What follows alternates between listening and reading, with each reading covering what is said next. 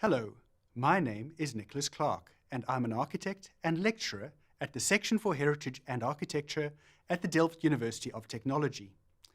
A lot of my practice work, however, relates to World Heritage. Chances are that you've come across World Heritage while traveling or even where you live. World Heritage has over the last 50 years become a fixed concept, both for natural and cultural heritage, and today over 1,150 places have been given this status. But what is World Heritage? How is it identified, valorized, or in other words, how is it given this special status and by whom? And who decides about its future? This video will unlock some aspects of those questions. Let us look at the institutional structure of the convention. World Heritage exists through the so-called World Heritage Convention, which was developed by UNESCO, which is the United Nations Education, Scientific and Cultural Organization, itself a body of the United Nations. Think of the United Nations as a club that independent countries, called states parties, can join. And like each club, it has its own benefits and rules. UNESCO developed the World Heritage Convention, which was first adopted in 1972, in order to safeguard the most valuable cultural and natural heritage of our world. Since then, it has become one of our most successful international conventions. World Heritage properties all have so-called OUV.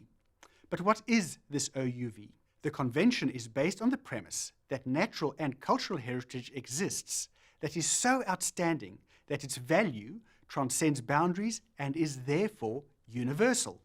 So, this natural and cultural heritage has outstanding universal value, or OUV. OUV is seen as a value in its own right and is not the result of a layering of other values such as economic, scenic, historical, or other values. Each state party that has ratified the convention commits to the identification of sites with potential OUV, to protect and to preserve them. States parties, including your own country, can submit nominations for sites which can be unique in terms of natural heritage, cultural heritage, or even be a mix of these two. A nomination can consist of one or more components, or many components that contribute together to the OUV. These are called serial. Countries can also collaborate to submit proposals for sites that span their boundaries. These are called transboundary. Once the World Heritage Committee has evaluated a nomination, be it cultural, natural, mixed, serial, or transboundary, and valorized or decided on its OUV, and it is inscribed on the World Heritage List, it is referred to as one single World Heritage property. So, this sounds very complicated. How does the convention work in practice? Right. The convention has been operationalized through the creation of a special committee which makes decisions about how to implement the convention.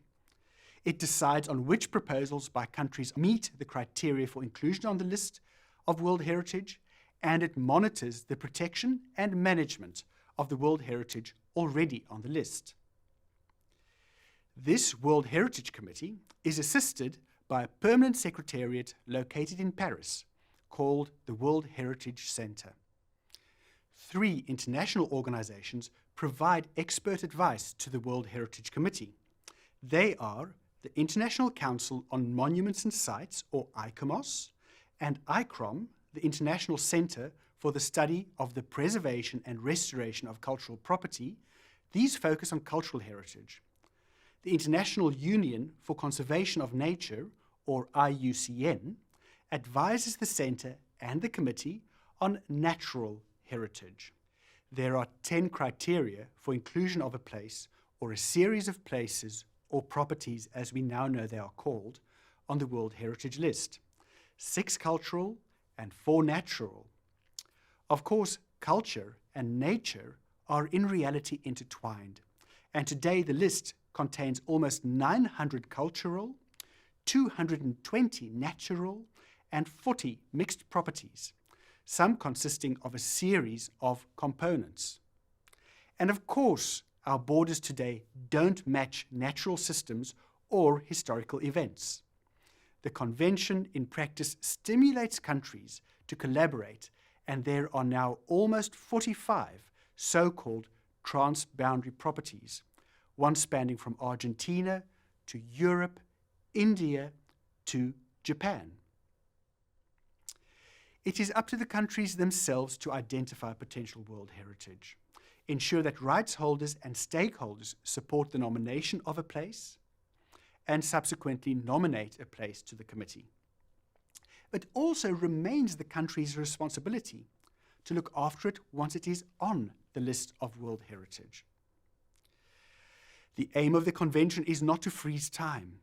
States parties to the Convention commit to, and here comes a very long quote, to adopt a general policy which aims to give the cultural and natural heritage a function in the life of the community and, importantly, to integrate the protection of that heritage into comprehensive planning programs. The Convention, in other words, asks states parties to give heritage a future. Many tools have been developed over the last 50 years to assist the states parties to fulfill their commitments. This arsenal of conservation tools includes the delineation of boundaries, definition of buffer zones, management plans, impact assessment procedures, and periodic reporting. If conditions arise or decisions are made that could destroy the integrity or authenticity of a World Heritage property, such a property could be put on the so-called list in danger. You may wonder, what kinds of conditions could lead to a property being put on the list in danger?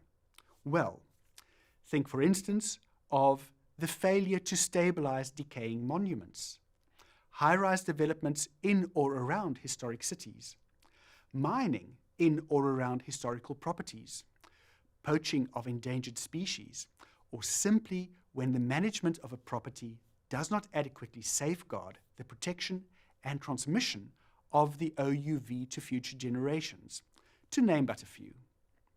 The idea is that the list in danger is supposed to galvanize international support to assist the country to ensure the continued conservation of a place, in the same way in which the international community in the 1960s ensured the Temple of Ramses II as Aswan was saved. This was an action that led to the creation of the World Heritage Convention. After all that information, we can now conclude. As a professional in the built environment, the chances are that you will come across World Heritage or even have the responsibility or privilege to undertake a project that may affect World Heritage. It would therefore be important for you to remember that there is an international obligation to safeguard its OUV. So, a logical first step for you would be to understand why a place is so important that it has been valorized as World Heritage. The statement of OUV is always publicly available on the website of the World Heritage Center, so anyone can read it.